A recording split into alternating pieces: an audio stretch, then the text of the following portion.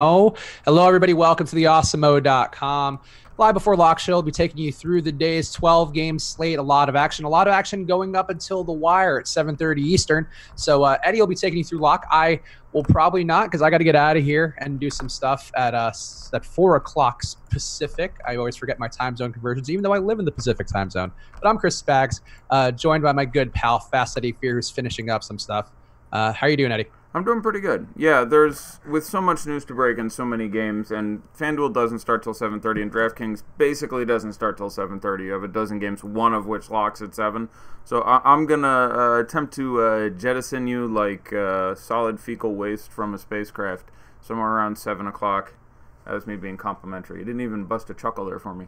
And I was reading somebody dropping homosexual epithets in the chat for no particular reason. Not okay. So, not at okay. us, just in general, calling Damian Lillard a gay epithet. So, sorry, Damian Lillard. Tough way to start. Al Pacino is knee-deep 24/7, as the saying goes, but okay. Yeah, so I'm going to make the last changes, what we have to the projections, post those, and then I will be here for a full 75 minutes so that we can stay right up to lock, because I do expect to be getting news right up until lock, so we'll want to be able to react to that. So we do have one early game coming up, and actually as an important part of that early game is Chris Paul. And related to that, we are presented by Thrive Fantasy, a thriving new app, no pun intended, but yes, very much a pun intended, in which you can use player props to win money. Basically, you're just going to choose player props for a bunch of players. Sometimes it's a one-on-one where you're picking who's going to get more points between two guys. Sometimes it's just straight up is Chris Paul going to score more than 18.5 points. Chris Paul is one of the easier player props to me. Actually, one of the easier ones, still tough, but one of the easier ones on this particular slate. Thrive has him projected for 18.5 points.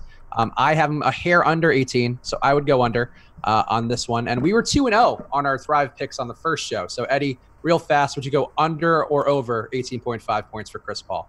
I'll take the under. I think I would have him somewhere in the 16 range, so just 18.5 I'd go under there. Yeah, we got the first two pretty easily, too. We had Anthony Davis or Joel Embiid real points with like a 1-point line. You and I were both like fantasy points is very interesting, but real points, yeah, Davis. There's a lot of Davis actually putting up the 40-pointers has happened a couple times recently, but Embiid's been so consistent, and with the matchup, you expected him to defer a lot more shots, and that's what happened. Picked up 70-odd points of other stuff, but yeah. So yeah, I'll go under Chris Paul with you. I'm right there. Yeah, I have projected for 17.9 points, so it's really closer than that Embiid one that Eddie mentioned, but that's what I'm going with for the first Thrive pick of the night. I'm going to drop a link in the chat right now. If you go to bit.ly/ThriveLBL, it's a capital T and a capital LBL on that, otherwise it'll get wonky on you. But the link is in the chat right now, so go click that link. You get $10 free on your first $10 deposit, $20 on a $100 deposit, and $50 for a $200 deposit. So go check that out. Again, it's a really good deal if you're building your bankroll and you're new to this whole DFS thing. This is the way to build it, is by taking these promos from sites that are just kind of launching in the space. And this is one where if you're buttoned up in your DFS stuff, usually you'll be able to kind of get ahead of the field without too much effort. So go to bit.ly/ThriveLBL now. One last plug before we go into everything. It is Black Friday and Cyber Monday weekend as well. There was a lot of promotions going on. You probably got a ton of emails, including one from us today. But we are giving out a promo code to try to get people in the all-access package on the site. We have a lot of sports that people are using, a lot of sports people aren't paying as much attention to.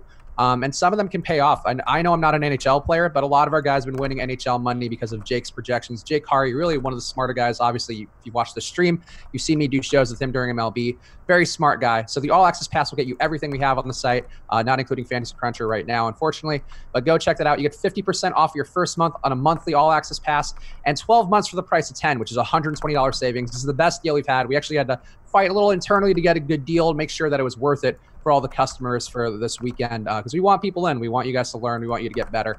So go use those promo code. It's Cyber Month for the 50% off your first month, and Cyber Year for 12 months for the price of 10 on an all-access package. So go check that out. And now we're done plugging. Let's talk about, I guess, Eddie, let's talk about the biggest news that you find. What are the news items that you're finding have changed your views on different players? There's a fair bit. Again, the number one bit of news I think we're waiting for is what's going to go on with the Pacers front court, whether or not Miles Turner will play. Maybe that is broken. Let me actually recheck my news before I have not seen that yet. Get into that. I don't think we've seen that. Yeah, Hayward going back to the bench, interesting, all those things that we thought. Yeah, about what we expected there. So the biggest news we're waiting in is for the Pacers, which I believe is an 8 o'clock game, which, again, I do think will land somewhere between 7 and 7:30, which is why I'm going to hang out right here for the duration up until we get that news. But, yeah, figuring out what's going to happen with Miles Turner and Domantas Sabonis and exactly how to react there. Basically, I think the brief plan is... if they're both in, we handle it sort of as a very meh spot. If one of them is out, decent boost for Thad, especially DK where he's only 4K, and big boost for that person, whomever they are. And then if they're both out, all the cock he can handle. Plus, that's Kyle O'Quinn, for those of you not familiar with our particular epithets when it comes to Kyle O'Quinn. And then also Thad getting a bunch of extra time there. But I still like this team, and I think a lot of people will pivot away there. And, removing Oladipo and or one of both of these guys makes me like almost everyone else on this team is going to play at that point. I would have some smatterings in all kinds of tournaments.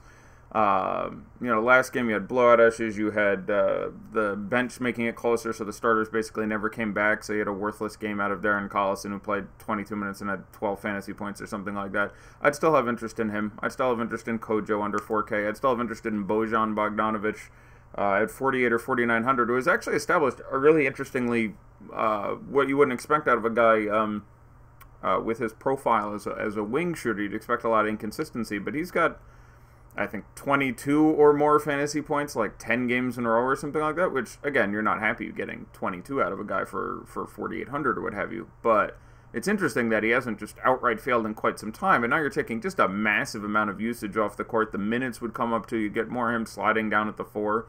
So I'd have a lot of interest in Bojan in tournaments at that point. Aaron Holiday at $3,300.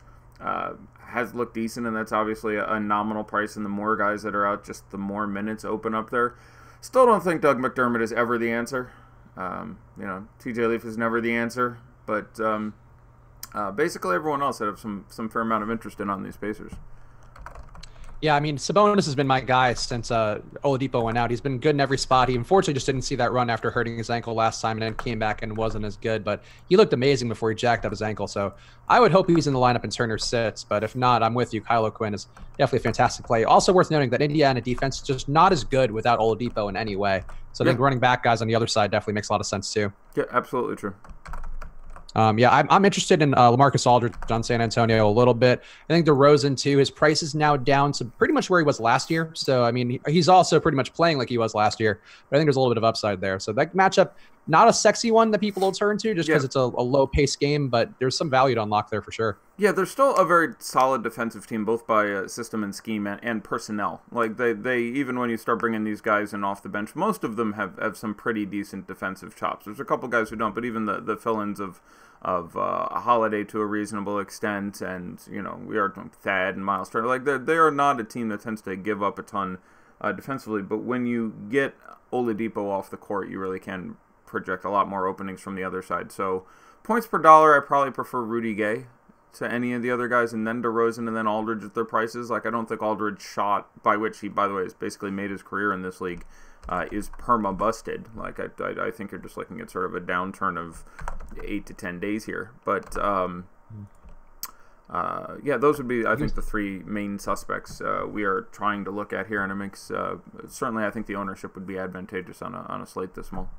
Aldridge went, I think, 6 for 20 last time out, which I saw when I wrote my column. I write a column, by the way, if you're not reading that every day, is Switch and Hedge. But I saw that he was 6 for 20, which is not an Aldridge line. And he's apparently 40.6% on the year, which really, talk about a lot of people we've talked about are due for positive regression. Aldridge is really fucking due. Yeah, Aldridge is due. Durant is due. Like, we've just seen a lot of this year where I find myself saying that, and thus far I'm trying to think of someone who hasn't turned around on. I think basically every time we've got it where we're just looking at a guy going, look, he should get more than this. Just the number of shots he's taking, what you expect out of his career numbers, the opportunities, getting the other guys are out when you were talking about Paul George, for example, and when you're now talking about Kevin Durant. We expect this to turn around at some juncture. So, that's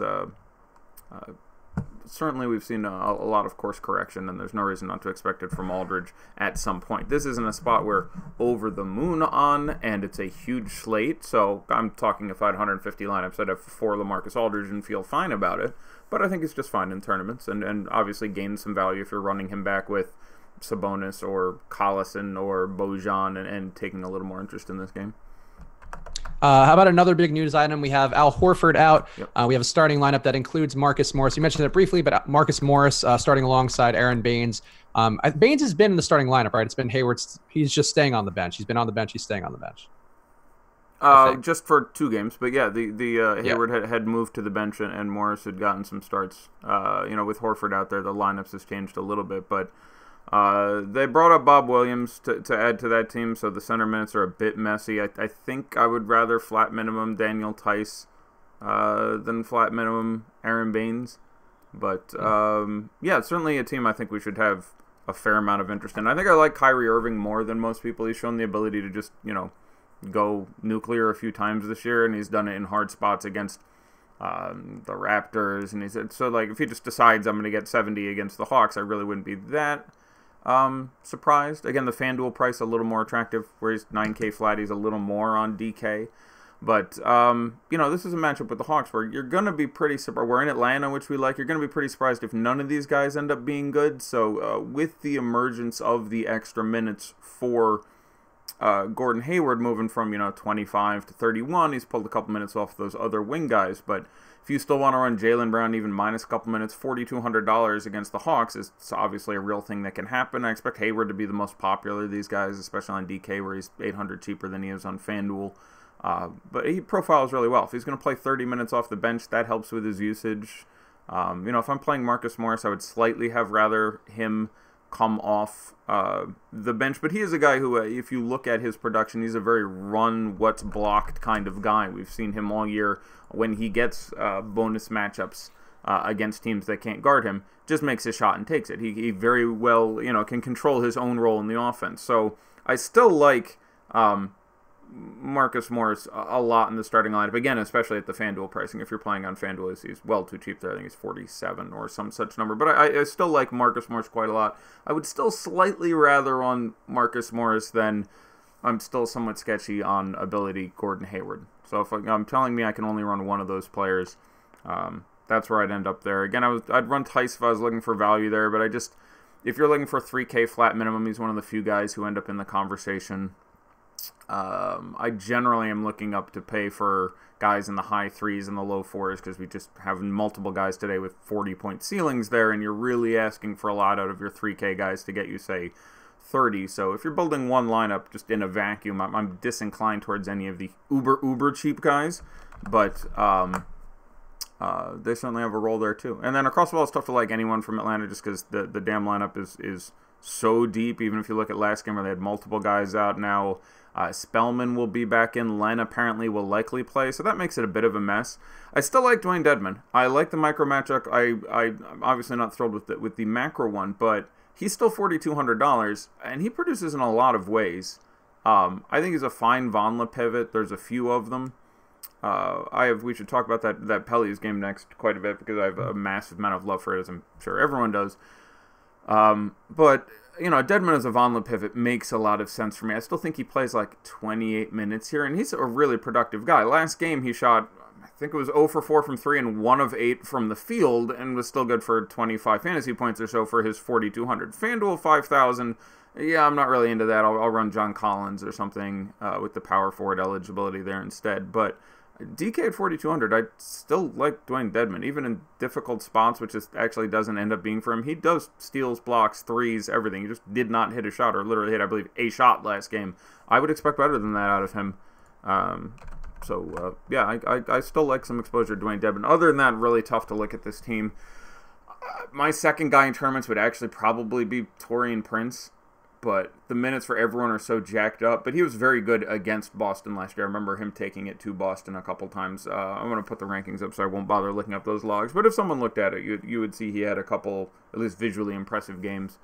Rewatching some of that tape earlier today. So Taurean Prince, even in a tough matchup here, I like him more when you make that change to the starting lineup. But Trae Young obviously has a huge ceiling. There's never a day you're going to put Trae Young in your GPP lineup and I'll be like, that's crazy, because he can get 15 assists. He can get 30 points. Like, that can happen. So, but they're really dicky with the minutes there right now. So, yeah, that's about all the exposure I'd look for. And not to mention that the matchup with Boston certainly isn't one we're drooling over. So. Mm-hmm. Yeah, no, I think the Dedmon call makes sense because the Boston is not a great rebounding team. They're obviously going to get a little bit worse with Horford out. I do think Baines is a little more interesting to me than it seemed like he is to you.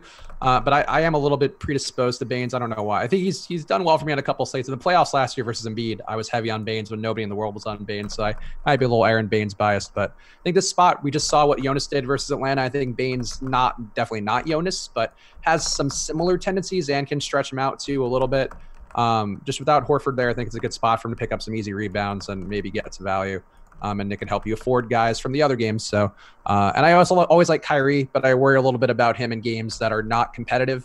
When he tends to phone in a little bit for the most part, and let the other guys take over. And versus Atlanta, I mean, I think if I were playing Kyrie, I'd run it back with Atlanta guys because I think that's the only way he tries. If they can actually score. Yeah, and it's just also just a tremendous matchup for him. Like, he's going to get what he wants, but I guess what I'm coming around with is I certainly don't have a problem with him. In tournaments I like him a little more than Lowry, who's going to be expensive.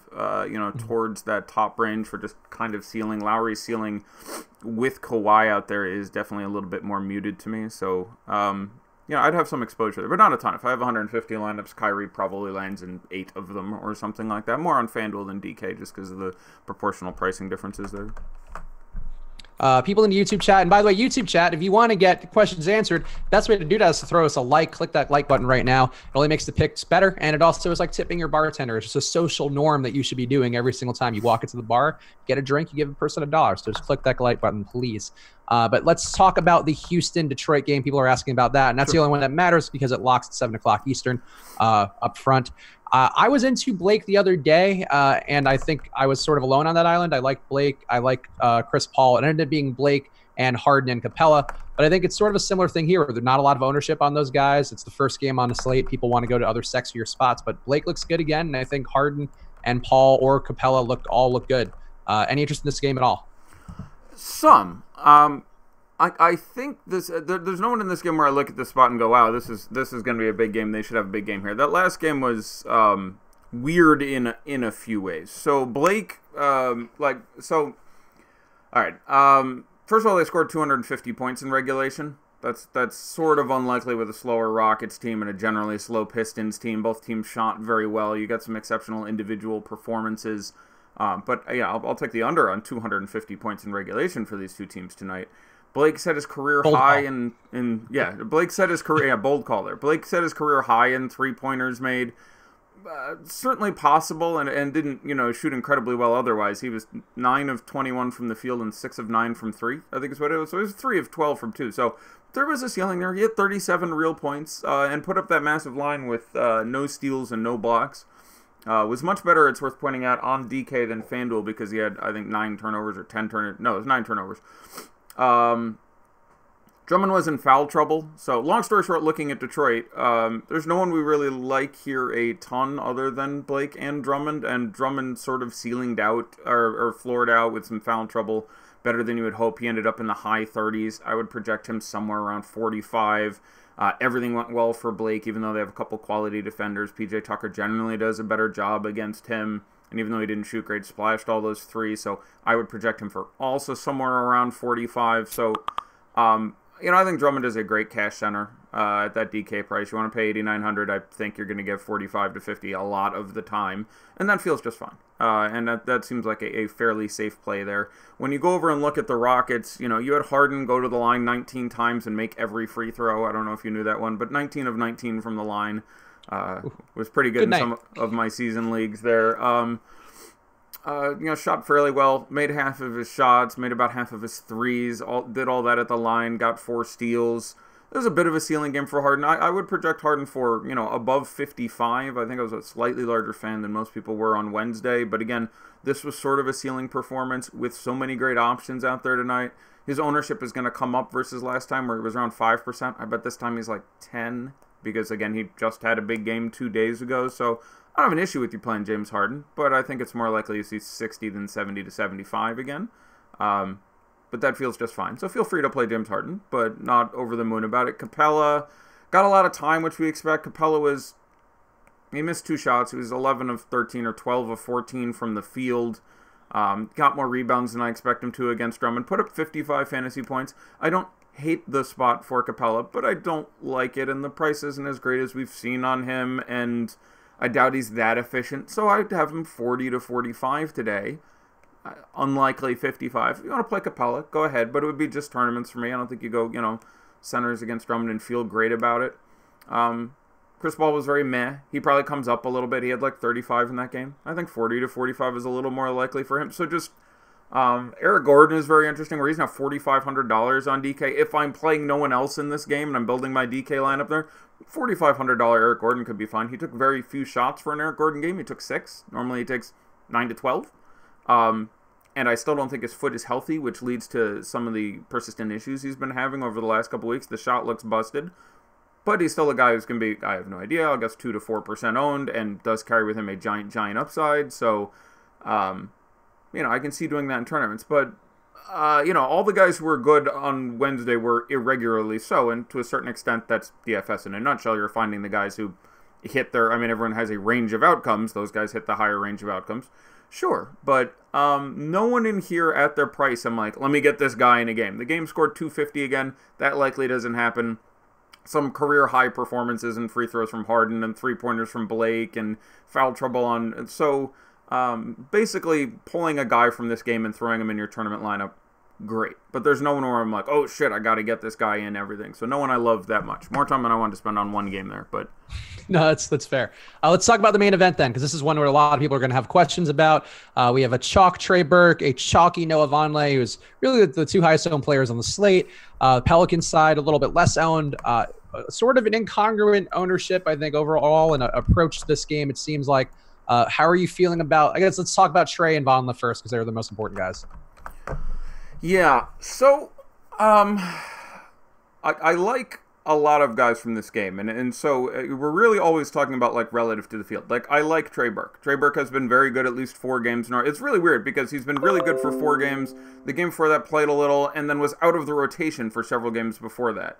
I'm gonna post the rankings. You know what? Vamp for me for 30 seconds. I'm gonna make one quick change with that last news, and I'm gonna post these, and then I want to spend like 10 minutes on the Pellies and the Knicks, because I think that's the most important game. So I'm gonna take take just a minute and do this. Cover me for a minute.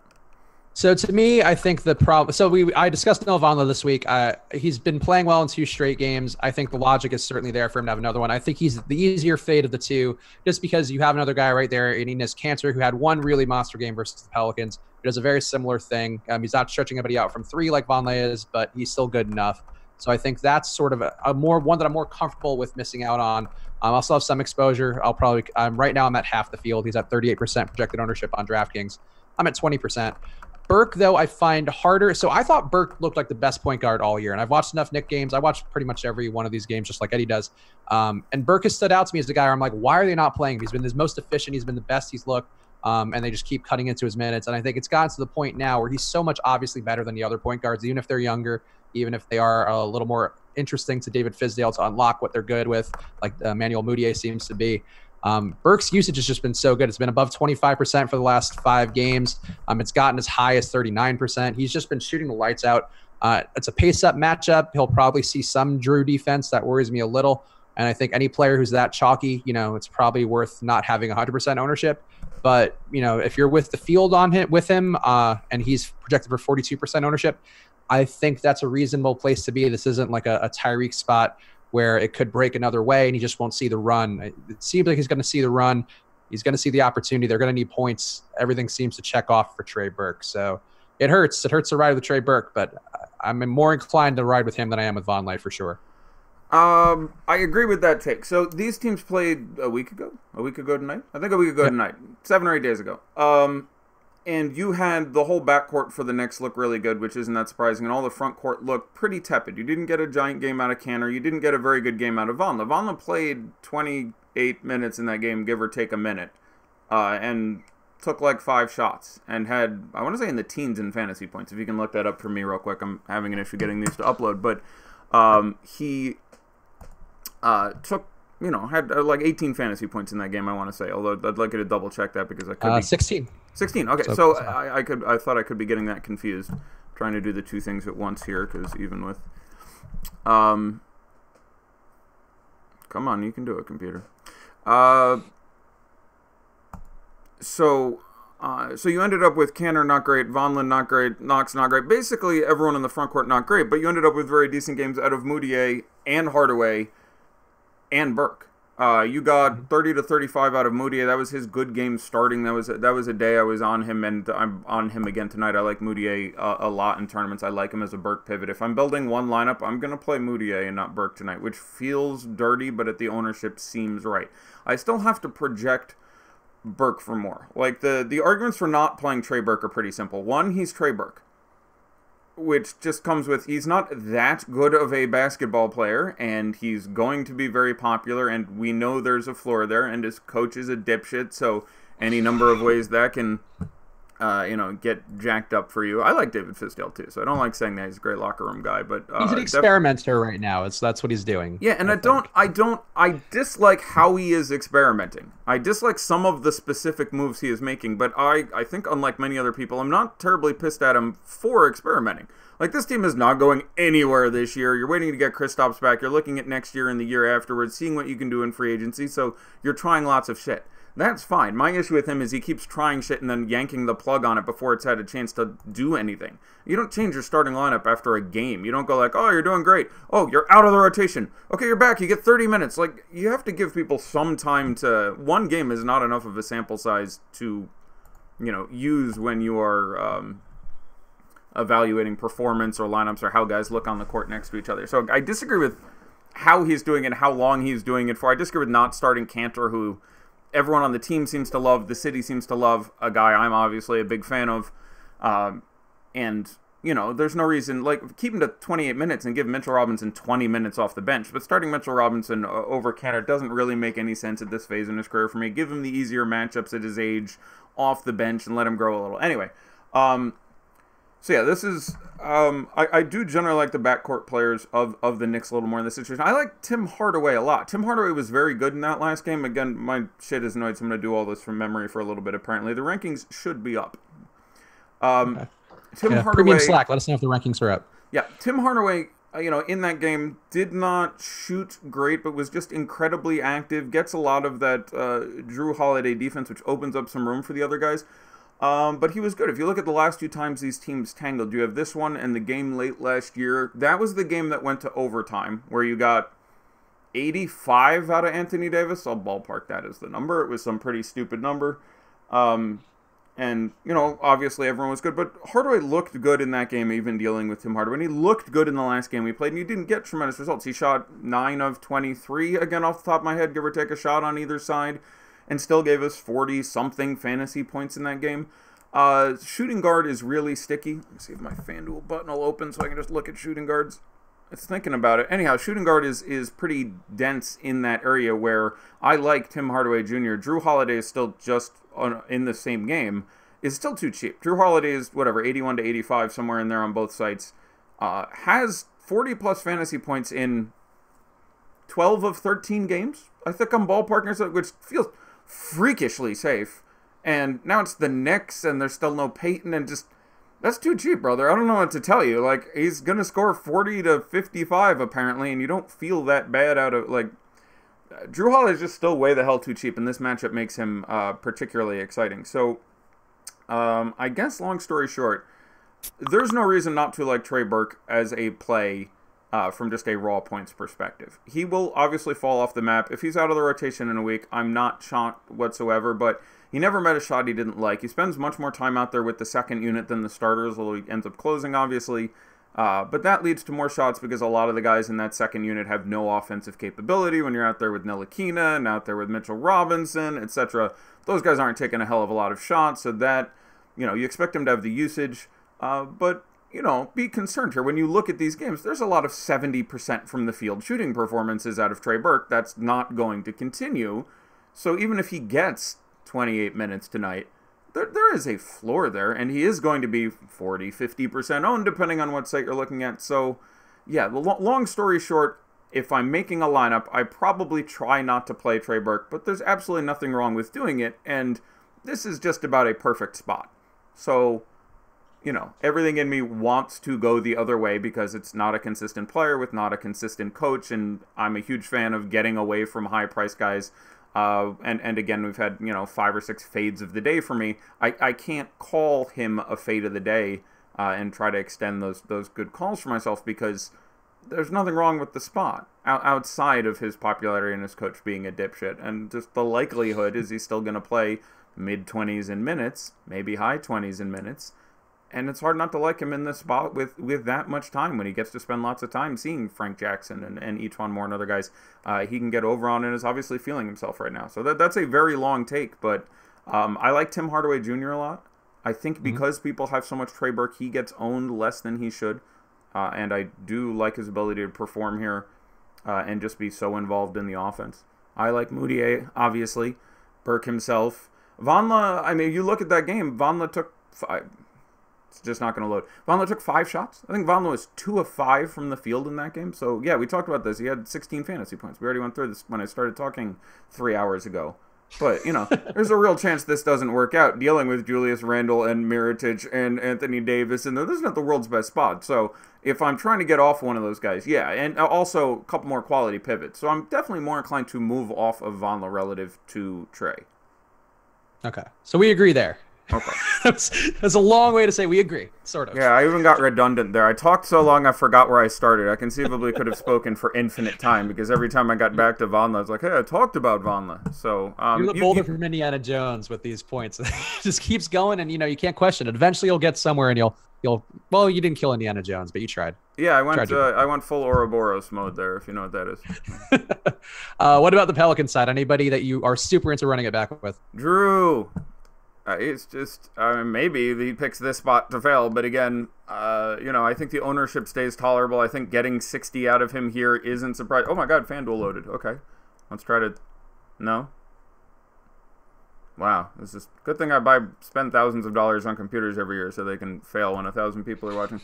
So, FanDuel... I'm just using FanDuel, but the same thing basically applies on DK. I like Brad Beal and John Wall tonight, and I think I'm fairly alone in that space, but John Wall has always been very, very good against the Raptors, against Kyle Lowry. I don't expect his matchups to change that much versus last year, and I would normally pull up some data here, but it's always been a strong matchup for me. He has not been bothered by Lowry defense and has had a series of excellent games. Whether or not you look at their post-game series last year, there's lots of tape and lots of data to look at there where his performance and his point per minute was exceptional. Versus the games last year. Just going back, it's actually a just fine matchup for him. His price is all the way down to 8,700 on DK, if I recall correctly, and 9,000 on FanDuel. Yeah, I like him a little less than I like Kyrie Irving if I'm upside hunting, but I don't hate having some exposure to John Wall. On FanDuel, I'd like to play Brad Beal at 7,700. Brad Beal, against a Raptor squad has been very consistent. Now, obviously, this is not... your grandmother's Raptor squad. Now you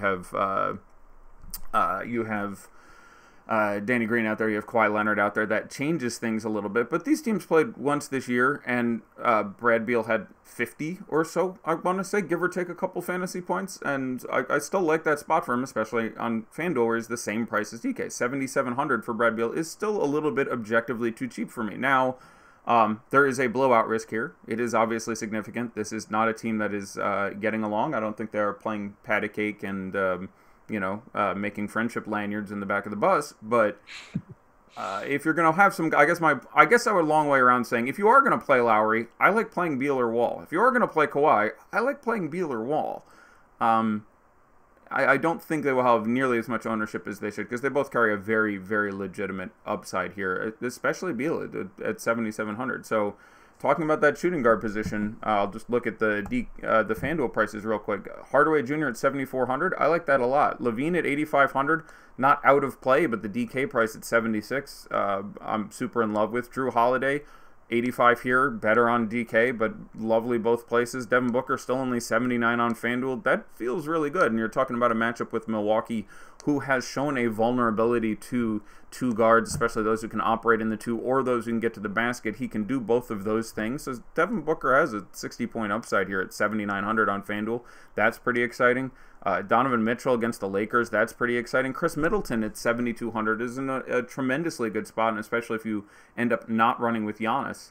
That's a place to go. Let me riff on a couple other guys because people have asked me some questions. I want to see if I don't want to miss anything. I'm fine with the Wilson Chandler play. It's a minutes play. I don't particularly like the spot. I'm concerned about his usage. I think there could be a blowout where he is going to be one of the guys off the court. Although Philadelphia running some sort of streak of playing close games. I don't know how you would measure the difference between them and their opponent over the last X games, but they keep playing really, really close to opponents. Their average margin of victory or loss is like 3. So they don't really have blowouts, but if they're going to get one at home versus Cleveland, it seems like it could happen, and I think maybe you fall ass backwards into 23 minutes of Wilson Chandler, and not a guy we like to be super productive in 23 minutes. But FanDuel makes a lot more sense, 3,800. DK, 3,400. Feel free. There's obviously an upside for anyone at 3,400, but at the popularity there and being stuck with his score, which carries a very real possibility of a floor, I'd be a little more disinclined towards Wilson Chandler. I like DeAndre Ayton a lot. He's just too cheap for the kind of, and I spoke about him at length before the last game. I like him still in good matchups where there's time and room for him to operate. He had gone... I specifically said, after the first, 8 games of the season where he had 4 or 5, 40 to 45 to 50 point fantasy games, he hasn't done it for a week or two, but that's a combination of foul trouble and blowouts and much, much rougher matchups. When he is in a situation where he can operate, I like him to average north of 40, and this is another spot where I think he can operate. So I project DeAndre Ayton for somewhere around 40 fantasy points, which feels good at high 6s in price. Other guys, Paul Millsap too cheap on FanDuel still, $5,900. Other guys from that game on DK, I'd probably prefer Gary Harris. I like Jokic just as a ceiling guy because the ownership is going to be down, but I'm not sure he's certainly going to produce. It's been good versus Vucevic before, which do they share a nation? I feel like they do. Jokic is Serbian. I'm not sure on the other side of that. Vucevic. Let's see. I'll look up his ethnicity. We'll get to the bottom of this. Yeah, I don't mind like stacks of that game. Like I have no issue with you playing Moutier, Burke, Vonleh, Hardaway, Davis, and Holiday in like he is Montenegrin. He's so Montenegrin. I think that's Serbia. Right. He's from Montenegro. That still counts. Yes. Close so enough. not a lot of friends for him. I don't hate Eric Bledsoe. Again, you don't want to be playing Giannis. I do like having a piece of the Bucks, and Giannis obviously works. I have him at 5 or 6 points less than Anthony Davis, so DK more inclined towards Brow. FanDuel, different positions, and the expenditure on Brow is much, much higher, so that's sort of a salt-to-taste situation. But certainly no issue with Giannis, who can obviously get there for you. After that, slightly prefers, say, Middleton in cash and Bledsoe in tournaments, but like having some exposure to someone in that game. A lot of people have asked about Cedi Osman. I do like him a lot at that DK price, and I don't hate him at the FanDuel price. He's 49 on FanDuel, I want to say. Just getting a ton of time, a ton of usage. Having Nance regress back to just being the backup center picks up a lot of usage for him. J.R. Smith being gone indirectly, means a point or two for him. Korver not playing because he ends up with more time out there with, Nwaba, who's going to play 25, 28 minutes and take 6 shots. That means a few more shots for Cedi. So you are looking at a guy at $4,300 who has a real upside of 38 minutes and 21 shots. And so, yeah, I like playing some Cedi Osman over there.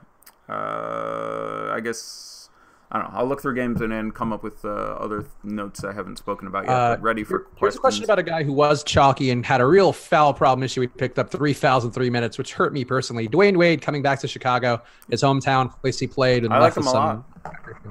Look, Dwayne Wade has shown the ability repeatedly to just bang out random 40 fantasy point games where you still have no Goran Dragic, you still have no Tyler Johnson.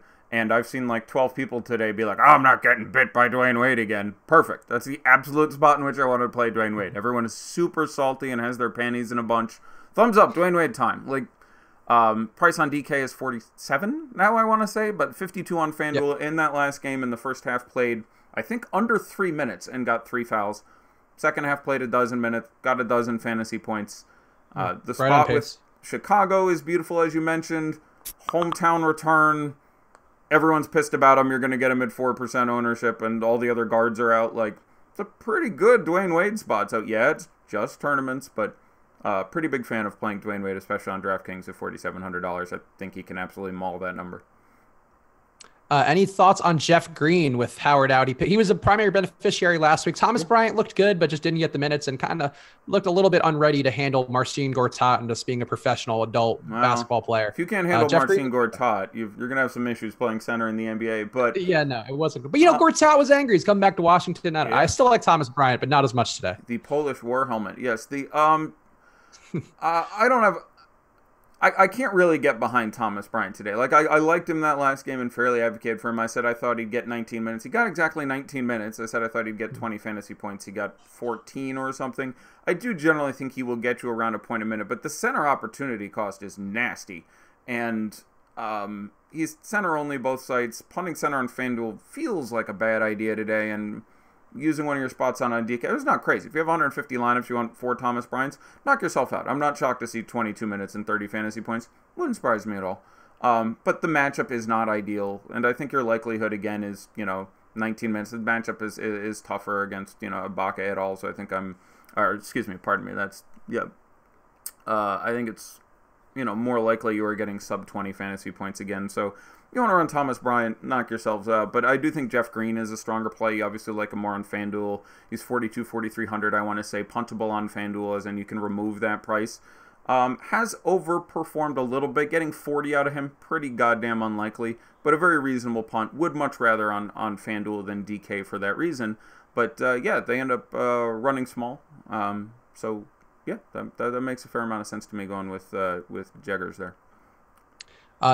J-Val is starting. Is that official? I didn't see that come through. Feel free to go back. That one worked out. Yeah, I would love it. I've actually been waiting for that news all day. Let's see. Rapid. Yep. J-Val is starting, in fact. Interesting. So, yeah, I think J-Val's great. We were both very much on board with J-Val versus Atlanta. I think it's not a dissimilar spot, especially with Dwight out. He's just got to get going early, and then I think he'll see the minutes that he needs. It's similar, just if he gets going, he can go all the day long. Now, Kawhi's back in. I can't state the... Like, I was all up and down on Lowry, and again, this is not complicated, but I do think the extent to the disparity is very relevant. At the beginning of the year, you had ceiling assist numbers out of Lowry, who had like 12-plus assists 8 games in a row, or something crazy like that, whether Leonard was in or out. That has normalized down a little bit, and basically makes Lowry... He's 8K on both sides today. That's a nice price for Kyle Lowry. That's a very cash play for me. The ceiling is a lot harder to get to when you have all hands on deck with a very deep Toronto team. You want this game to stay close. I have no issue with you playing him at 8K, but much more sort of as a cash game play for me, because I think, getting your 40-ish is pretty likely. Pulling up another 60X burger far. Turner out, Sabonis in. Ooh, that is big time Sabonis day. Yes, that looks particularly strong. So let me run a rotation here. I think you end up getting somewhere to the order of, I just got hit with a couple tags, but I imagine they are all. By the way, microphone right in place at the start of the show. Wait, what a pro.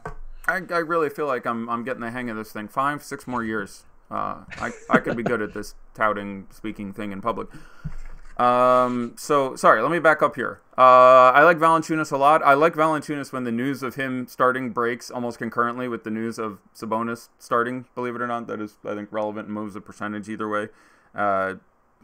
Still like playing J-Val. Obviously a very real chance. He does very sexy things. The ownership is pretty small, and I don't think the price increased dramatically. What do we have as numbers on Valanciunas? He's 5,200 on DK, so I think it actually might be down slightly, but it's at least flat. Yeah. So,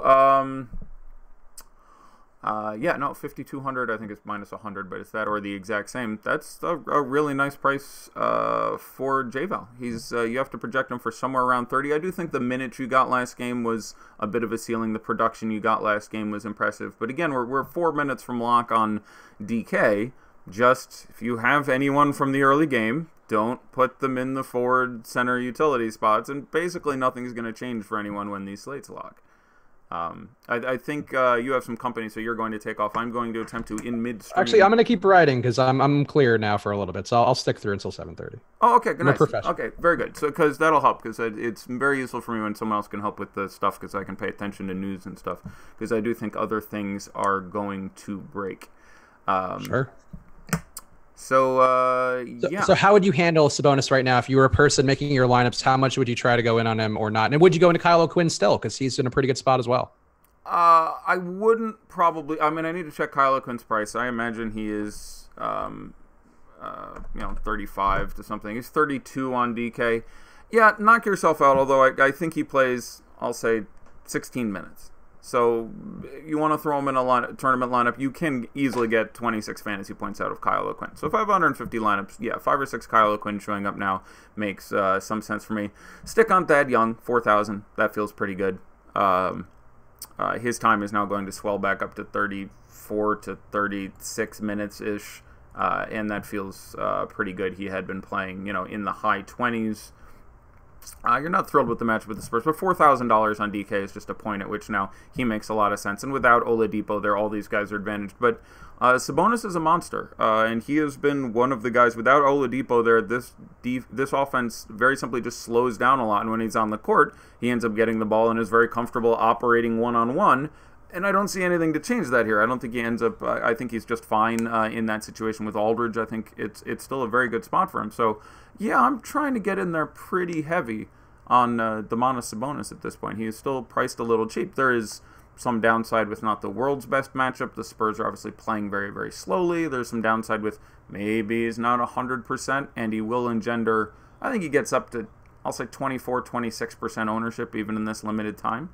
But the upside is extremely palpable. So, pretty big fan of getting in there on Sabonis. I would feel bad if I had none. Don't kill yourself if you don't have any. He's $7,000, and for him to really make you feel shitty about that, he's going to need to put up 48 or something, 45. He puts up 40 on a slate this size. There's any number of other ways you can get there. But, yeah, I'm trying to get some demo in my life. Let's see. What? Chris Paul ruled out. Is that actually a thing? If that's fake news, Trevor, you're getting banned from the channel. He says no joke. Wait a minute. Trevor. There's a moment. This might be a ban hammer moment for you, Trevor. I don't have that anywhere. All right. Sorry, Trevor. I don't have that in alerts. I don't have that in anything. If you're going to fake news, what are you trying to move people onto playing more Harden? I guess that's the plan. 2 minutes before lock. That's pretty scummy. I mean, it's a shithead thing to do. It's well executed. I will say, if you are trying to fuck people up on this, like getting people. Now the problem is, all it does is make people drop Paul, which is 1% of lineups. That doesn't do anything, and put in Harden, who's not like he's in the worst spot ever. So I'm not sure what you've actually achieved there. You, in theory, get some people to futz around with their lineup and slam in Harden, but even if the other pieces were not well organized, they'd have, 30 minutes to fix. So. But well timed and executed for a shit plan. But yeah, if you could drop the ban hammer. Just to reiterate our issue statement, yes, he is banned. You're not getting unbanned. Don't be a shithead in the chat and drop fake news. That's the one thing we tell you guys not to do. Don't be an asshole to other people. Don't be an asshole and drop fake news. We don't ask you for much. We ask for likes. That's not true. We ask for money. We ask for a significant amount. I'm just saying we do ask for it. We don't always get it, but we ask for plenty. Fair point. Don't be an asshole. Really, don't be an asshole, guys. Everybody in the YouTube chat's in agreement mode, but not cool. Chris Paul is in. I appreciate you spending that extra time. You have company and stuff. That is good looking out by you, but it just seems like a really valuable half hour to not be here. We didn't get on until 6:10. And obviously a ton of games, so I'm gonna unless you have another agenda right now, I'm just gonna sort of poke through games and see. Yeah, actually I have like 9 pages of notes. I'm gonna look at notes that we've talked about. Beal, Prince. I just got 3 random questions that all basically read, what do you think about Ayton versus Sabonis? Now I'm very ambivalent on that. I still really legitimately like the spot for DeAndre Ayton, and he will be lower owned than Sabonis at this point. So if you have Ayton, I don't think you need to swap. If you ask me raw points looking at those two guys right now, I think I would have Sabonis for 1 or 2 more, but not by such a number that I would be terribly concerned if I was thither or zither at this point. Public execution. Yes, that is a. Here, let's talk about a couple studs. And actually, tell me more aesthetically about the studs in general, because Jay Kelly in the premium Slack is asking Giannis or Braun. We have a lot of guys above 10K today, probably the most we've had in a while. Who would be your favorite stud plays, and who would be the ones that you would be more inclined to stay away from? Yeah, it's similar to Wednesday, in which I'm not a real hot take guy. I generally don't try to generate, here's my hot take for the purpose of hot. I get some sometimes where I end up really convinced of something, but I frequently end up somewhat ambivalent on situations, and I'm fairly ambivalent here. I do like Anthony Davis pretty considerably as the number one guy here. You know, these two teams managed to play close not that long ago in New Orleans, I believe. Yeah. And now we're into New York. So I think there's at least a reasonable chance this game stays close, and the matchup is pretty superlative for him. So he's, you know, my top guy by a few points, but he's the most expensive guy. Massively so on FanDuel. Still by a couple hundred over Giannis on DK. It ends up being site dependent. I like Embiid in just about anything on DraftKings, where he's 10-6, FanDuel, you know, where he's into the 11s, a little less inclined, and you're only getting one center. But, you know, he's repeatedly doing this 30 and 12 thing with pretty serious regularity. There's nothing here in the matchup that's going to really stop him. You're basically betting against the blowout if you don't play him. And he, unlike most guys who play, most starters, not all, but most starters play 4 shifts a game, as they play in the first, the second, the third, and the fourth quarters. Some of them overlap. Embiid basically plays 6, where he plays some in the first, around the changeover from the first to the second, at the end of the second, the beginning of the third, around the changeover of the third to the fourth, and at the end of the fourth quarter, and he closes. So when there's a blowout, which again isn't something this Philadelphia team does very often, he loses basically 1/6 of his time as opposed to 1/4 for a lot of players. So I guess is the easiest way to summarize that. Although I will say, if you're going to see a blowout, I think Philadelphia is the only undefeated team in the NBA at home, and I don't think Cleveland has won a road game. So again, a frequent line you hear is not being in the business of predicting blowouts. I think either Adam or Lofty tends to say that quite a bit, and there's just about every indication of that in this situation. This is a pretty shitty Cleveland team going into Philly, so I have some concern there, but you still feel pretty good about Embiid at that number, but he's certainly not a must. Again, you can spend $7,000 on guys with, you know, 45, 50-point upside in, say, Sabonis or Ayton or any number of other quality centers that happily field some questions on. So, yeah, like Embiid a fair bit at that point. You know, LeBron hosting Utah at 11,000 is fine. Obviously, that can happen. I generally don't want to make that play. Gobert and Nurkic straight up on FanDuel is Gobert for me by a pretty serious amount. I have concern about this matchup for Nurkic. He has had issues against the Warriors in general before. Now, this is not an all-hands-on-deck Warriors team remotely. You take Draymond out of there, it helps him a fair amount. But I really like the Gobert play. They're both going to be reasonably low-owned on a slate of this size, and I'm just a little more confident in it as well, and I think the ceiling ends up projecting pretty seriously. So for me, I would lean much more heavily on Gobert than Nurk, but Nurk is still significantly underpriced for his upside too, so I'm certainly not having any issues with someone running Nurkic out there. For reference, I slightly prefer Sabonis and Ayton to Gobert, just by a bit. But the extra money you're saving there makes me like those guys a little bit more. I think I feel pretty good about playing those guys. While you're talking centers, a question from Ryan in the premium Slack asking about Hassan Whiteside, a guy who's been pretty good lately and going against a Bulls team who is going to give him pretty much every chance he's got to. Sure. Somebody dropped Chandler Hutchinson out in the chat as though that's like a big news item. Sorry. Yeah, I think, well, Chandler Hutchinson is most relevant for if we are discussing what we think we're going to get out of Jabari Parker. Jabari Parker's still 5,800, nearly triple-doubled in that last game, ended up with 20, 13, and 8, I think it was, but had himself a very big line. And one of the reasons was he played 39 or 40 minutes because he basically didn't have a backup. Chandler Hutchinson comes in, his minutes regress by about 5, and then that ends up being fairly relevant. That's really what Chandler Hutchinson news does for anyone. But yeah, Whiteside is a very strong tournament play and just a tournament play for me. In cash, I would play Vooch, I would play Gobert, I would play Ayton, I would play Sabonis, I would play a lot of centers before I run Whiteside out there. I've said this a few times this year, and the data backs it up top to bottom. Dragic out makes Whiteside a slightly better play, but a much more variable play. Like, there's just a number of ways it doesn't work out. We have staffing issues there. We have potential blowout issues there with a really bad Chicago team. Just the possibility that James Johnson coming back into the rotation means a minute or two here or there. So you want to run Sabonis in a tournament, I'm a huge fan. There is absolutely, 25, 20, and 8 upside here. Wouldn't shock me at all. There's no reason he can't get it here. But in cash, I'm playing many centers before I run him out there. Vooch at $8,100 makes a little more sense for me in cash. Although that game I have some worry about. I don't know if I'd actually stick with that. And that's interesting. That entire game bothers me a little bit. This is an Orlando team that has not traveled well.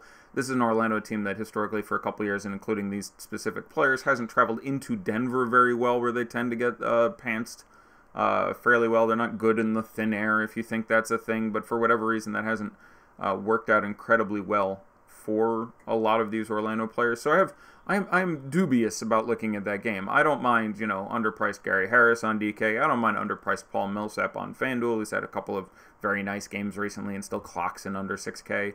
But yeah, I have a little concern about the game. So I'll actually pull back my statement. Like, I would probably rather run Whiteside over Vooch in cash even, just because of how it profiles. But I would certainly rather run Gobert. I'd even think about Capella. I'd even think about Steven Adams in cash. I'd probably play Nurkic there. And Ayton, now sits at $6,400. That's too cheap. Here's another, actually, a matchup with 2 studs. Actually, well, I guess technically 3, but Paul George's price is down. But let's talk about Kemba Walker going into Oklahoma City. Again, our partners over at Thrive Fantasy are doing a prop bet with Kemba Walker where they're projecting him for 27.5 points, and you can go over or under. And again, at Thrive Fantasy, you get $10 on any $10 deposit, $20 for a $100 deposit, or $50 for a $200 or more deposit. So go deposit now. It's pretty easy if you know your daily fantasy stuff, so go check that out now. I'm dropping a link in the chat. There's a bit.ly link to go check out. But Kemba, over under 27.5 points. Would you go over or under? I'll take the under. I would take the under too. I have them at 25.7 projected, but that feels wrong because if they're going to stay in this game, it's probably going to be at Kemba's hands. What do you think about the matchup going back and forth there? Yeah, you're hoping this game stays close where it very possibly does. It is not. Kemba has it's a much better spot for Westbrook than it is for Kemba, looking at relative defensive alignments and how we expect these guys to guard each other and their teams to guard each other. And Kemba, just at his price, seems like you're asking a lot. You're just putting him out there in a tournament thinking I get my 60 points out of him again, either real points or 60 fantasy points is fine at that number. But he projects very similarly to a number of guys who cost $1,500, $2,000 left. So like Kemba and Zach LaVine project very, very close to the same for me. Zach LaVine costs $1,700 less on DK or whatever that number ends up being. So feel free to Kemba in a tournament, but I can't objectively look at him at his price and be like, oh yeah, that's going to be worth it. Like, I don't think it will be. More often than not, I think he's going to fail to justify that number. Chandler Hutchinson is out on Friday, so you are getting, in theory, a little bonus Jabari Parker time. I do want to mention back-to-backs because people have talked about this, and there are, I believe, 12 teams who play again tomorrow. Obviously, no one played yesterday. That makes it easier. But the Celtics, Bulls, Cavs, Nuggets, Warriors, Rockets, Bucks, Timberwolves, Pelicans, Thunder, Spurs, and Wizards play tomorrow. So in theory, if that, works into your... I mentioned that because Chandler Hutchinson is out. Okay, he might be out tomorrow too, and is Jabari Parker going to play 40 minutes on both ends of a back-to-back? Plus, they maybe get their ass kicked today, so I'm a little less excited about putting, Jabari Parker in again at what is $5,800, I think, still just too cheap. But, you talk about Kyrie, the Celtics are on a back-to-back. You talk about the Cavs are, on the road, front end of a back-to-back, and they're dreadful on the road. How does that affect some of the guys on that team? Not that anyone really costs that much. I've had a couple Colin Sexton questions again. Again, the guy's exceeded 30 fantasy points once this year. I am fine with $5,200 Colin Sexton in cash. I do think he averages around the 26 to 28 that you've been getting. He just doesn't do a whole hell of a lot, but score. The matchup isn't really exciting for me, so Cash, I'd be fine with it. Tournaments, is this really the spot you get the first ever career 35-minute fantasy point game out of Colin Sexton? Probably not. And are you happy with less than 35 for him in your tournament lineup? Probably not. So I'd rather move on. I'd rather play, I don't know, Dwayne Wade for $500 less, or a couple other guys just for both better ownership and upside to me. We're getting more Kyle O'Quinn questions, so you just want to give your take about that one last time, the brief summary of it? Yeah, I mean, you're still going to have, Thad running out the 4 there with his backup. You're going to have Sabonis start at the 5 and play however many minutes Sabonis plays. I think Sabonis plays 32 minutes. Kyle O'Quinn will be a strict backup. He'll play 16 minutes.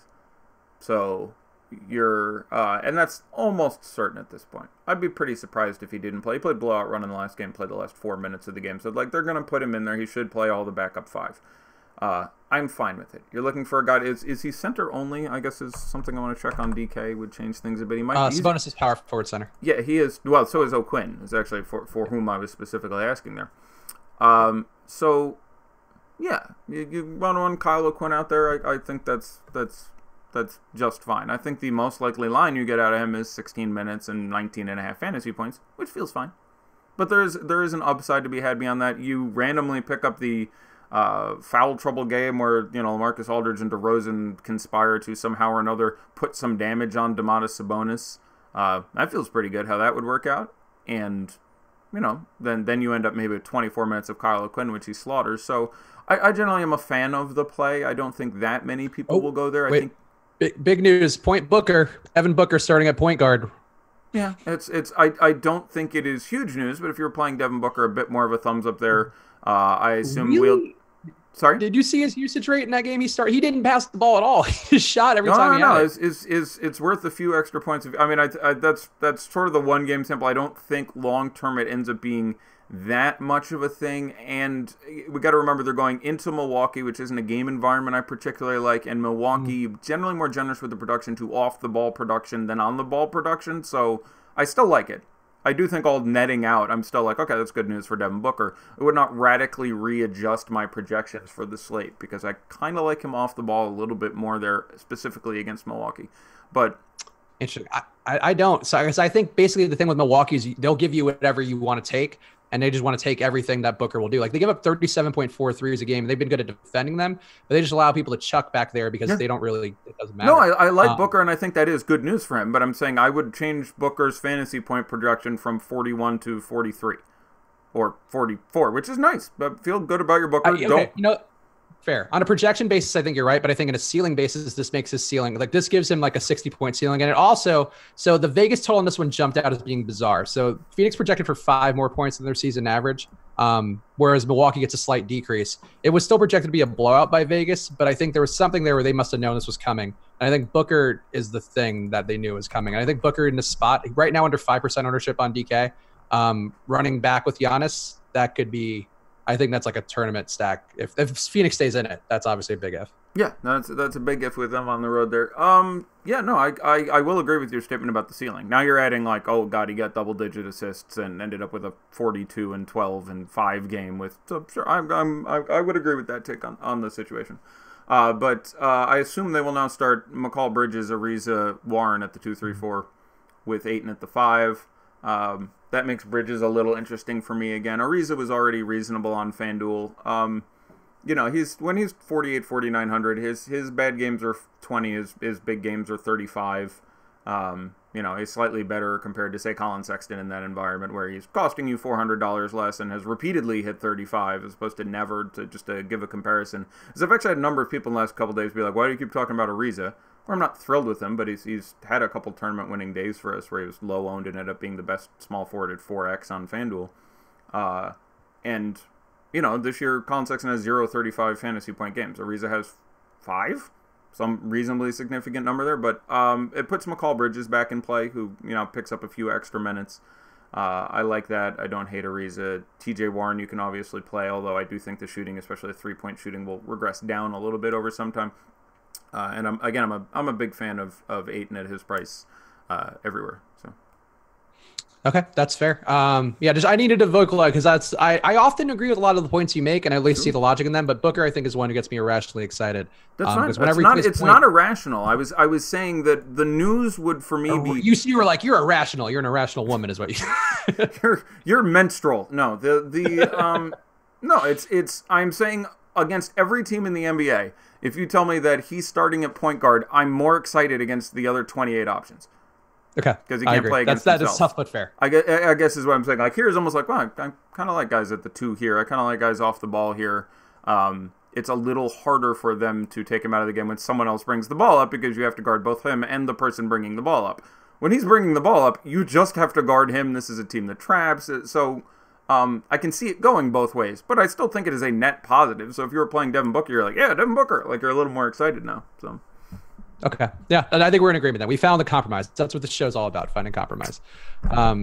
Would you go, let's see, we got some either ors, I guess. Do you have any other notes you want to hit on, and we'll do some either ors? No, keep going. We'll again, non-either or questions better whenever possible, but nothing else in my notes that jumps off is really strange. Again, I could talk about there's, 24 teams playing. I could talk for 3 hours, but Tyreek starting as well. So here's a relevant question. Gary Harris or Tyreek Evans for a GPP? No site given. It's DK. It's FanDuel. They're different positions. I'll stick with Tyreek. He's burned enough people. The ownership will have come down. I will stick with Tyreek. The upside is still there. So I like Reek.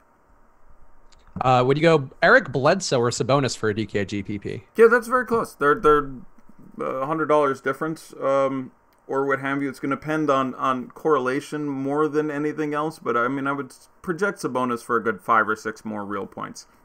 But you're going to get a Bledsoe at 6% and Sabonis at 24%. So it depends what else you're doing. So it really comes back to you. But I do think the differential in ownership ends up being about what it should be for the differential in expected production, and there is a real ceiling with Bledsoe. And Bledsoe, I guess, revenge. If you want to, sure. He's played the Suns twice since he was in the barbershop saying I don't want to be here anymore, and had 40 plus towards 50 in both of those games if memory serves. So, again, and just the matchup on paper does look good for Bledsoe. So I think a little irrationally high, or at least significantly high on Bledsoe relative to other people, but. Something to consider. How do you feel about Tomas Satoransky as a GPP dart, given that Coach Brooks said he wants to give him more minutes, and Jay Kelly 13 thinks that he might see him? So, any interest at all there? I don't know his owner or his price offhand. I assume he's close to the minimum or a couple $100 more. I don't mind it because there is a chance they get crushed, and then he probably would play the entire fourth quarter. So I do think it negatively correlates with Wall, Beal, Lowry, Kawhi, Jonas, etc., and correlates well with the other bench guys from that game. So. Feel free, but it's cute, but probably not too cute on a slate of this size. So, I can handle it. Did you have any interest at all in Jamal Murray tonight? Not a ton. He's never going to be a guy who's out of play in tournaments. You need this game to stay close and him to do his "I'm Jamal Murray, bitch" thing, which he does fairly rarely. But it's not a guy who's wrong in tournaments. There's very few guys who are wrong in tournaments on a slate this size, and he's certainly not one of them. But I have no reason to particularly love it here versus other Jamal Murray days. Just points per dollar. I'm a little more excited in playing, Millsap or Harris, I think, among the starters in this game. But, if you have Jamal Murray in a spot, he's fine in tournaments today. I wouldn't panic and get away from it. From Christopher in the premium Slack, great name. I don't know why I'm so predisposed to that. Favorite 3K range guy for a DK GPP? Would you go Baines, Tice, Kyle O'Quinn, or Wilson Chandler? I'd probably go Kyle O'Quinn at this point. I don't have a problem if you Baines or Tice, but at this point I will probably Kyle O'Quinn. It's not that weird to think of the way he gets you 30, and all the other ones you're being pretty creative if you think that's going to happen. Kyle O'Quinn, the way he gets you 30 is... Sabonis is either not 100% because he's probably, it's his ankle, I believe. So Sabonis is not 100%, was a game time decision, is going to play, but he's still a little banged up, or he gets a couple fouls, and Kyle O'Quinn plays 24 minutes and scores 30 fantasy points. That's not getting that creative. Any of those other guys, you're really sort of asking for a fair bit of help to get 30, and on a slate this size, 30 is really the acceptable number. Like you're not crying in your cereal if you get 24 out of your $3,200 guy, but winning a tournament, you legit want 30. 30 is the number you're hunting when you're playing one of these guys, and O'Quinn seems. And again, I don't like using target numbers like that. It's this guy at $5,900 is good, and at 6K is bad, and this guy costs 41, so I need 32 out of him, and 31 is bad. Like there's a whole variegation of possible outcomes there, but it's important to have a real chance of getting 10x out of your guy or some very significant output, and that's a little more likely with O'Quinn. Fewer things need to break your way. All right, so here's some late breaking news. James Johnson, you got it. Yeah, we were going there. That's pretty interesting for me. What is he's 4K on DK or something? I believe that's right. Check James Johnson prices. That makes my socks roll up and down. He's 4K flat. Right. So now he's a very interesting Thad Young kind of pivot who is going to hold some pretty significant ownership.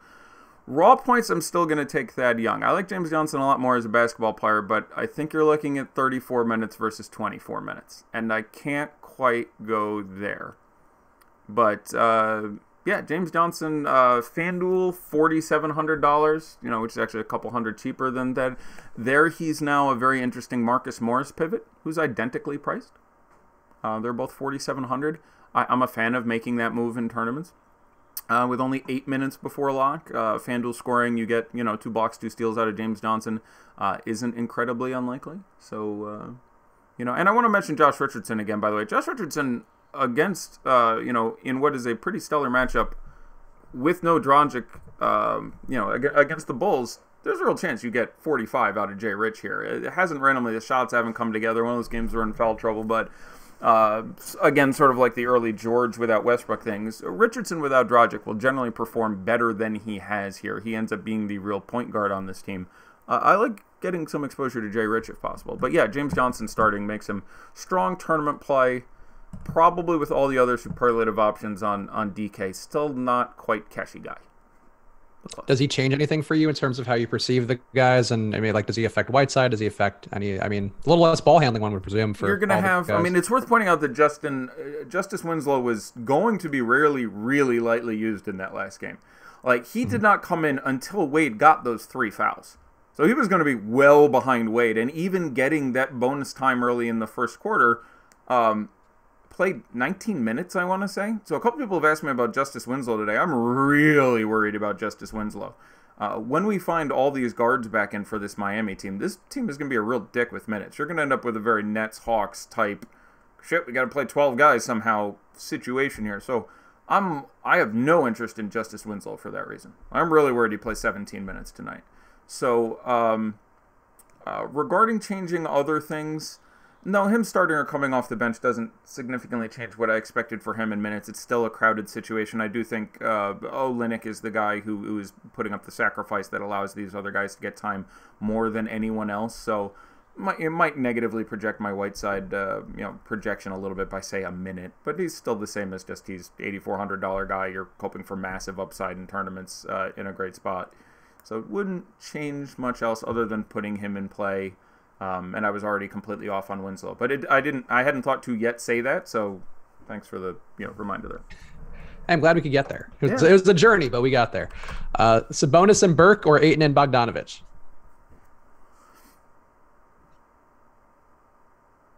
The former in cash and the latter in tournaments.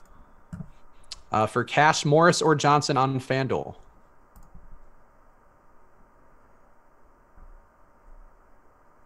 Morris. Punt play on FanDuel, McDermott or O'Quinn? O'Quinn. Are they both power forwards on FanDuel? I have no clue. I don't think so. Like, that's weird. I think McDermott has to be a 3. I'm looking now, but that's I guess continue with questions, but I just found that a really strange... A brick wall like Doug McDermott. You can only play him at the 4. That's just how it goes. Yeah, he is 3,500, and it's FanDuel where you can drop a score, and there's, 3 guys out, and, if you're going to play Doug McDermott, this is the spot. He's such a bad basketball player, but he's the flat minimum on FanDuel. If you want to play Doug McDermott, it is not just raw numbers the worst play I've ever heard of on FanDuel tonight. And that's the nicest thing I'm going to say about Kyle McDermott. Or about, I'm getting my McDermott's good. Kyle O'Quinn and Kyle McDermott, Doug McDermott, proceed. Great actor, though. Yeah. Joe Ingles, J Val, or Jeremy Lamb for Joe DK. Ingles, that's a guy we should have talked about. Yeah, that's a good one. I can't take him over. What was the third one? Joe Ingles, J Val, and Jeremy Lamb. Yeah, Jeremy Lamb for me. All three of those guys very much in play. I'm probably most inclined in a tournament of those three to play J Val, but it's fairly close between him and Ingles. I really like the matchup for Ingles. Lakers is strong. Real upside with the shots randomly coming around. Should be in a nice spot defensively to capitalize. So I like Ingles quite a bit too. I'll slightly take J-Val, but J-Val and Ingles both have a lot of interest for me in tournaments. Let's see. Favor or Crowder's on DK? Two Jazz guys too. I will go with. I'll go back to Crowder at this point now. I think I would slightly favor Favors. I like him in pace ups. I mean, he's got bumps the second unit last time, but I don't think that'll matter versus LA. I just think pace up, get some boards. That's what Favor does well. Any way that Magruder can put together, put a paperclip chewing gum and a basketball together for a decent game. Yes. He can pick up steals. He can make enough threes. He can randomly do it. But again, it's such a big slate, and this Heat team is now running so deep. He in theory, maybe loses a minute or two with the reemergence of James Johnson. It's, I would much rather play Chetty Osman. I would much rather play other guys where it's just much easier to see that occurring. But, Rodney Magruder, not wrong in the 4% of the time he gives you 35-plus fantasy points, he's going to be amazing for you, and he's going to be really owned. So feel free to, but just when you combine the ownership and the expected production, I'd be more inclined towards other guys. But, it's similar to the Dwayne Wade situation where it's just going to get enough time. Chicago, obviously someone you can beat the shit out of. I'd rather slightly play Wade, but Magruder fine to play if that's where you want to end up. He is still starting. I probably would prefer him to Ellington.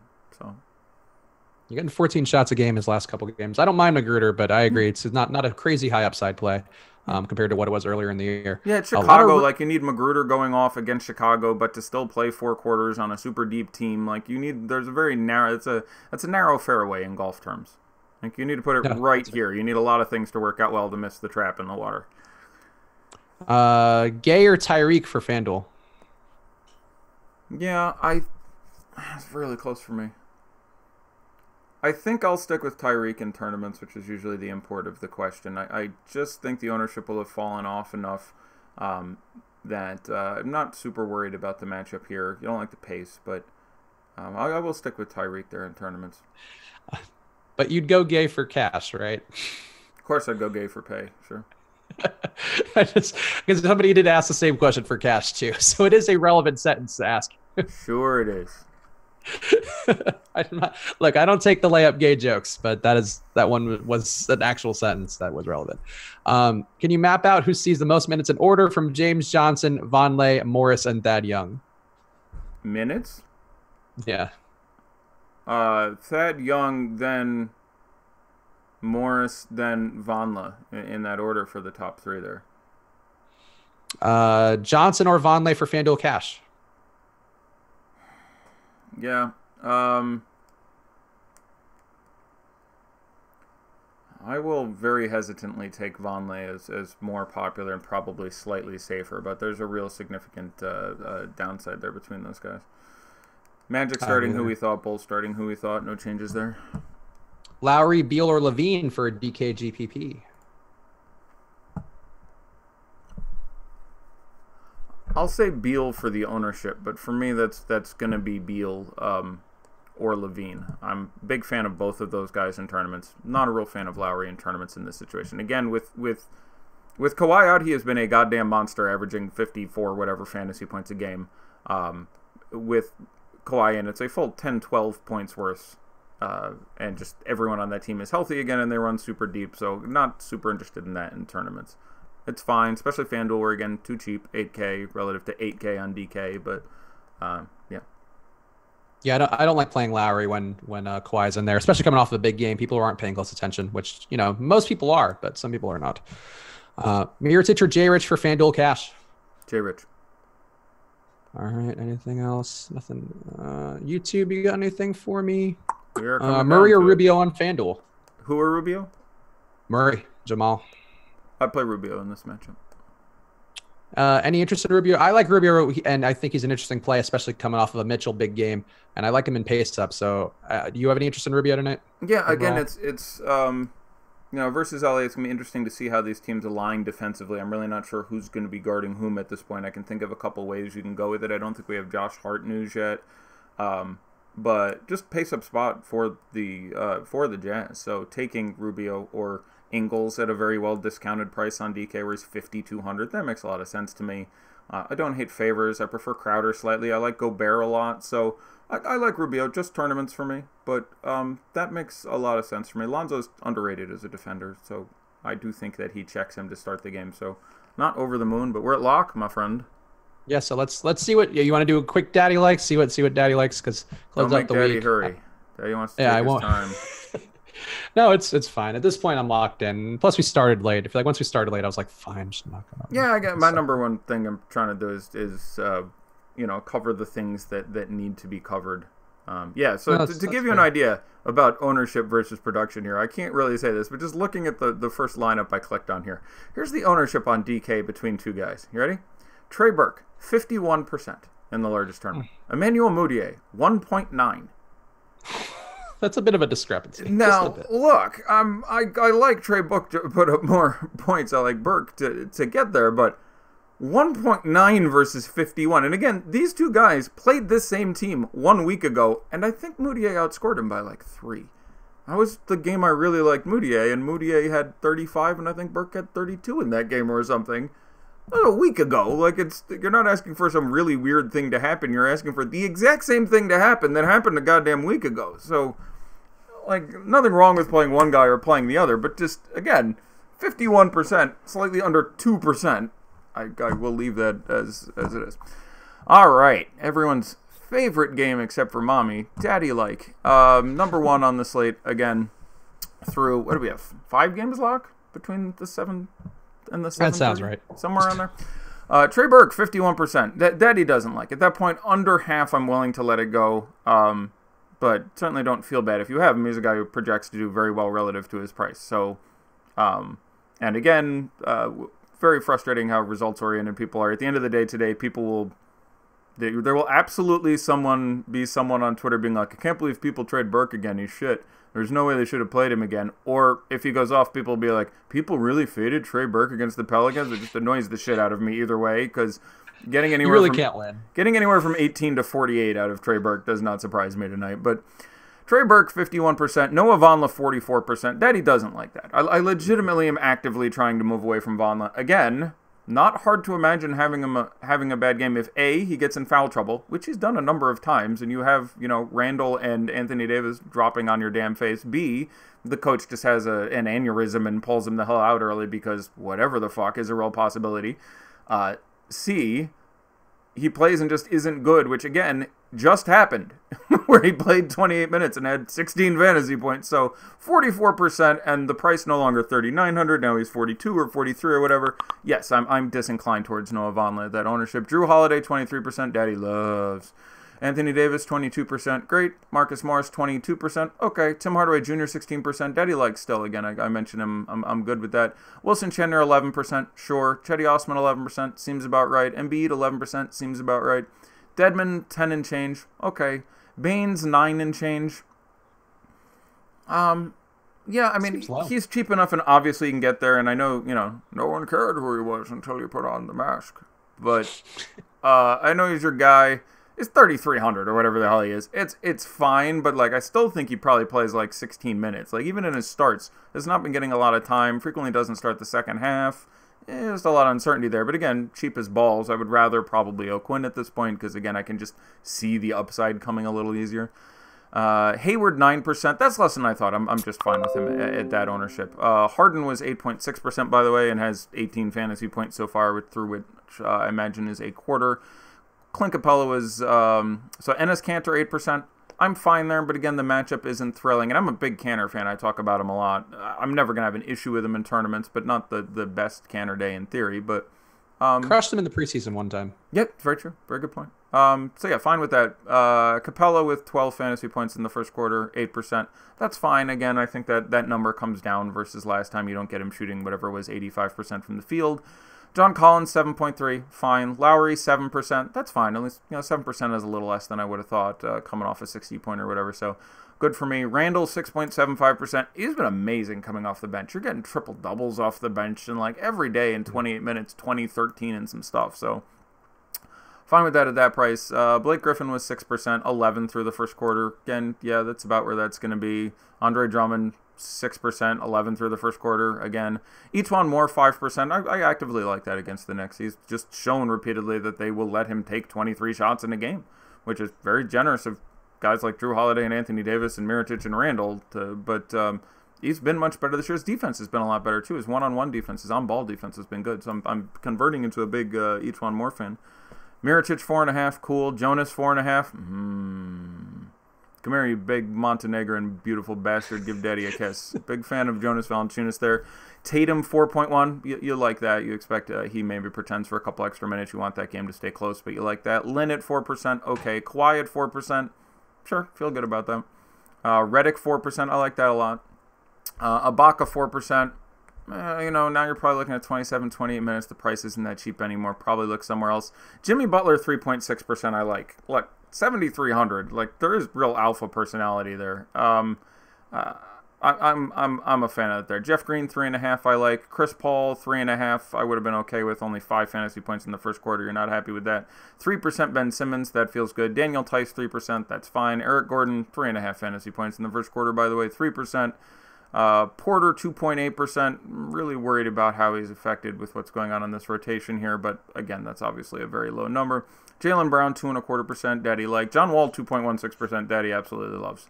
I would have wanted to have some of that. Pascal Siakam 2%. Trae Young 2%. Emmanuel Mudiay again 1.94%. I'm a big fan of. Tristan Thompson 1.9, Taurean Prince 1.5, David Nwaba 1.37. That's now about appropriate. Glad to see people remembering, it's David Nwaba. Satoransky 1.32. Sure. Markieff Morris 1.31. Okay. Hazonia 1.3. Again, we got to see him get at least 20 minutes, even though he's starting. Larry Nance 1.25. Maybe you know something I don't, and he gets back to playing some forward, but playing just behind Tristan. Who, by the way, this is a matchup where they need Tristan to play a lot. It seems dicey. Mm-hmm. Oubre 1.1%. Hey, yeah, I figured that one out, didn't you? Reggie Bullock 1%, had 11 in the first quarter. Way to go, Reggie. Thomas 1%. Thomas Bryant, that is. Nice. James Ennis 1%, 5 in the first quarter. Hood 1%. I don't mind Hood in tournaments. That's fine with me at 1%. Clarkson 1%. PJ Tucker was 1%. That works. Kevin Knox 1%. That's fine. This is he's just points and rebounds guy, and generally not going to be super exciting. Wasn't terrible. I think he had 22-23 in that last game versus the Pellies. Don't hate him at 1%. Fred VanVleet 0.5%. Rozier 0.5%. Danny Green 0.5%. Mitchell Robinson 0.5%. TJ McConnell 0.43. If you're building around the blowout, I'm fine with that. He played the whole fourth in theory, and that's a real possibility there. So I don't hate TJ McConnell if you line it up with some other stuff there, or just don't have any exposure to Simmons, Butler, Embiid, etc. Stanley 0.4, Landry Shamet, again, same idea. You could put him in there with McConnell 0.3, Vince Carter 0.26, Bembry 0.25, Ish Smith 0.24, Kyle Korver 0.24, Langston Gallery 0.20, Ntilikina 0.19, Alex Len 0.15. I probably like him at that number. Just need a little foul trouble on Deadman if he's in there. That can work out. Dotson 0.14, Spellman 0.13, Wes Johnson 0.13, Mahinmi 0.12, Carmelo Anthony 0.1%. Congratulations, you played yourself. And there we stop. Horford 0.07, by the way, honorable mention. Al Horford 0.07, also playing with themselves. Carmelo might have just played himself. he wanted a little love. Wanted to feel what it was like. He wanted to win. I guess one last question: Thad Young or James Johnson for DK Cash? I don't think they've started yet. Cash again. We talked about that. Cash again. I would stick with Thaddy Daddy there. Okay, cool. At 4K again, just I think probably 34 minutes for Thad, probably 24 minutes for James. I can't get around that, especially for Cash tournaments. That's fine. Go whichever way you want. But yep. Oh, you're one more too in the premium Slack. If I already had Levine, would you go Josh Richardson or Donovan Mitchell for a DK GPP?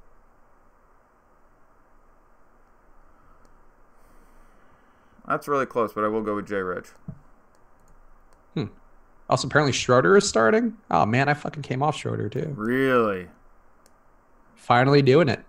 They should have done it for a while. Now, in fairness, Diallo fucked up his leg. Abrinas out and Ferg questionable. I don't even remember which. I believe they have one of their 3 shitty shooting guards left on that team. So that makes a fair amount. They may have none of them. Diallo definitely, we were worried he blew up his leg fully. So Abrinas is out. Diallo is obviously out. I guess they're just going to start Schroeder and bring Ferg in there. Although, in theory, that's worse news for Westbrook. He will bring up the ball less to some extent. You now have 4 actual vaguely competent offensive players on offense there. So, you have Westbrook, Schroeder, George, and Adams all starting. And people like Grant, too. So, I do think we are now beginning to have the usage on this team to some extent that seems a little bit concerning there. So, putting Schroeder in there makes Schroeder worse, makes Westbrook worse, makes George worse. So, not the best. It's tough for all those guys to get 20-plus shots. Like, Schroeder's been shooting 20 times a game off the bench, which is Luabu Cabarro, who's like a 2-3, but yeah, he can also play the 2 for that team. I think you're looking at like 16 to 20 minutes, which I think is about what he got last game. He's going to earn some more eventually, I think. He's good. I mean, there are real serious issues with Abrinas, Ferguson, and Diallo as players, and there's now some injuries going around, and so, yeah, I do think that you're right there, where you will pick up some more TLC time. Interesting. And yeah, Drummond is going off right now, apparently. Got 10, 9, and 2 steals in the first quarter, and Harden. I told you that game, there was something there. Harden is the guy. I really thought Paul would get a bounce back here. I didn't play Paul or Griffin today. I played him on Wednesday. But Harden's looking good, and Drummond's fucking doing Drummond things.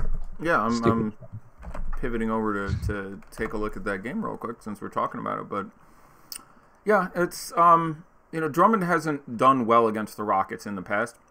I don't know what that's apropos of terribly, but hasn't done the best at handling Capella, and hasn't put in a massive ceiling game against them yet. Again, I think that's something to the extent of a small sample size. But yeah, all those things I said in the past, if that's what they did in the first quarter. Drummond played the whole first quarter, so yeah, 10, 9, and 2.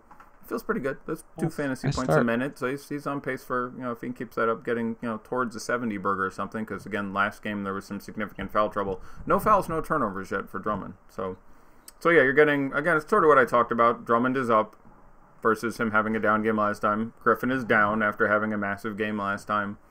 Harden is about where he was. He's got about 20 fantasy points in 10 minutes, so you feel pretty good about James Harden. 2 turnovers, 1 foul only so far. Paul's generally doing shit, so I guess he stayed down. Capella 10, 4, and 2 in 10 minutes. That's very nice. 5 of 6 from the field again. Don't get me wrong, he's a good field goal percentage guy. He's going to make a lot of his shots, but he's 5 of 6 this game. He was 12 of 14 last game, I think. Yeah, 85% is probably not that likely to continue against Drummond, but anyhow, it's a game. They're playing it. Nice. We'll see. All right, so there we go. That's it. What's your weekend schedule for shows, Eddie? Crap, I should have an answer to that question. I'm fairly certain I am expected to do shows both days, and I am nothing if not a man of my word. So that, I imagine I will be on both Saturday and Sundays. People realize NFL is terrible, and they start playing basketball more on Sundays. We had enough requests, so I'm going to start trying to drop a weekday day every week in order to do both Saturday and Sunday. So I imagine I am on tomorrow, which is... It's like 8 games. I know it starts at 7:30. Hold on, I'm looking at it. So, oh my God, computer, you are bitchy. So tomorrow, is a 7:30. So I'll be on, I presume, by myself at 6:30, maybe a little earlier. I'll try to do my research earlier so I can give us some more time because it's just me. And I don't mind going on for an extra half hour. So I'll be on somewhere 6 or 6:30 tomorrow, and then I'll be on again Sunday when these sites hopefully correctly decide what time to run their slates. FanDuel is interesting today. FanDuel, you could almost argue this was right. It is a holiday day, which makes it different. So this you could argue is a good day to not run the 7 p.m. game. If so, it'd be the first time FanDuel correctly designed slates when it was at all questionable. So bravo, FanDuel. I think you erred. This was a tough one. This was like a 52-48 thing, but I think you made that correct decision. So well done. Good job. Other site that I don't use. So boo, FanDuel. Go DraftKings. Woo. I'll be back tomorrow and Sunday doing football stuff. I'll be doing the show with Osmo and Evan Silva, giving our on the contrarian picks tomorrow at 10:30 Eastern. Should be, or no, 10:30 Pacific, 1:30 Eastern should be the time. So keep your eyes peeled there. And make sure to check that Cyber Monday deal that we have going right now. Again, you get 1 month free, or 1 month 50% off rather, of any all access pass for that first month. If you use code Cyber Month, you get 12 months for the price of 10 on the annual all access pass. It's $120 in savings. The biggest deals that we'll have by far in this year. So go check those out. All access is really good. You get all the sports, get all the content, get Eddie's rankings, all the basketball rankings, and premium content from Osmo. NHL stuff. NHL, people just been crushing with our NHL stuff. And I really, this isn't me touting because I don't play it. I don't really, it doesn't affect me, but I just keep seeing people win and tweet us screenshots, and it frustrates me because I can't start that now. I don't have the time to do NHL, all this shit. But go get that all access pass. Cyber Month will get you the monthly discount. Cyber Year will get you the annual discount. So go check them out. And any parting words, Eddie, before we say goodbye for this holiday week? No, but everyone had a great Thanksgiving. I am thankful for all of you, especially you, Chris. I'm thankful for you, Eddie, too. I appreciate you. You know what? I would only stay an extra 40 minutes or 45 minutes for you because you're the guy. You're committed to it and you care. And that makes me care more. Oh, thanks. That's good. I'm glad it's rubbing off. Josh would have left at 6:45. Josh would have been like, look, I'm staying on the show, but hand me a bong and a ham sandwich, and I'm going to be watching the game. But I'll just leave it on. And No, Josh. If Josh did leave at 6:45, he'd be totally justified because he's doing shows from before I wake up on the West Coast. So he's a hardworking man. I had one of my favorite guys I worked with at my last stop for a day job. Was one of the hardest working, most efficient people I've ever met, and was vehemently upset with the possibility of working 1 second before 9 or 1 second after 5. I mean, we would literally have a problem that we'd been working on for 6 hours, and we'd be 3 minutes from done at 5 o'clock, and he'd be like, all right, 5, we'll deal with it in the morning, and he'd click off, and you're just like, wow. Like, he was that guy. It was one of the most amazing things ever. I mean, literally 9 to 5, incredibly efficient, incredibly dedicated, incredibly talented. 5:01, fuck you for bothering me. This is my time. I was like, okay, he's that guy. So, I respect that because time burglary is a thing on both sides. Some companies will use you to the ground if it's not something. Oh, I worked in game development for a while, and let me tell you, crunch time, dear Lord. Yep. Yeah, but hey, whatever. Good for that guy. Good for him. Stand up to labor. Go Unions, go. Yes. And you guys for watching. Throw us a like, and we'll see you again this weekend. Both Eddie and I will be here, so keep your eyes peeled. Subscribe to the channel, and good luck. Have a good